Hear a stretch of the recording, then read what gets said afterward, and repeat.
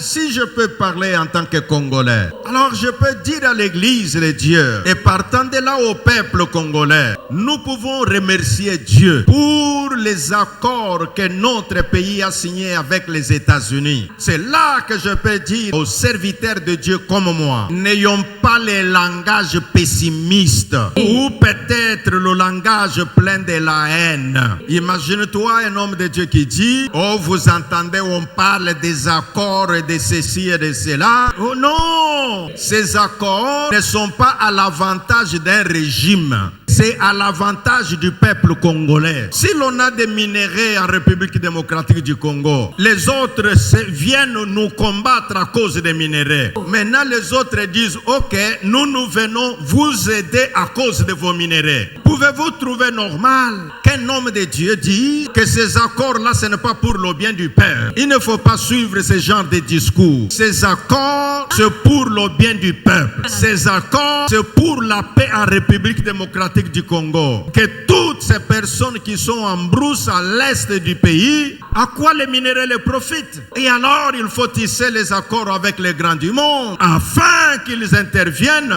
que la paix arrive et que les voisins ne continuent pas à piller nos ressources. Donc, nous répétons et nous disons, les accords de Washington, c'est pour le bien de notre pays. Les accords de Washington, c'est pour la prospérité économique de la République démocratique du Congo. Et donc, cela va à l'avantage du peuple. Et donc, ceux qui pensent, qui parlent négativement, nous sommes à la fin de l'année. Nous pouvons, nous chrétiens, parce que nous croyons en Dieu qui a une provision pour son peuple. Il ne faut que lui dire merci. Dire merci pour ces accords-là. Et quand nous lui disons merci, cela fera que ces accords soient en application. Donc j'ai ouvert cette parenthèse pour dire que nous, comme hommes de Dieu, nous ne pouvons pas désorienter le peuple. Sous quelque raison que ce soit, nous devons conduire le peuple à l'espoir. Ce qui est même grave, un homme de Dieu dit, oh, dans ces accords-là, on a signé pour 99 ans. Et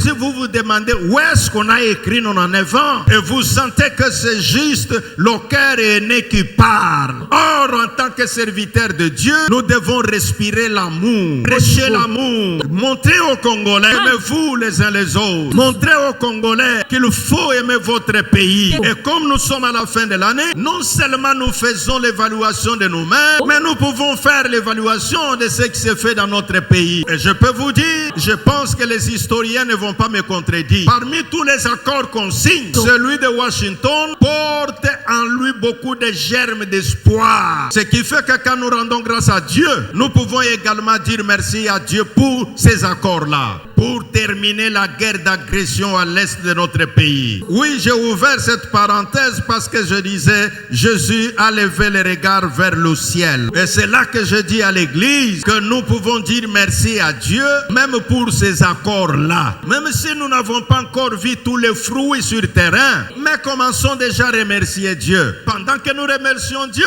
Dieu qui a placé les bonnes pensées dans les cœurs de ces gens-là, pourra les aider à aller jusqu'à la matérialisation de toutes choses.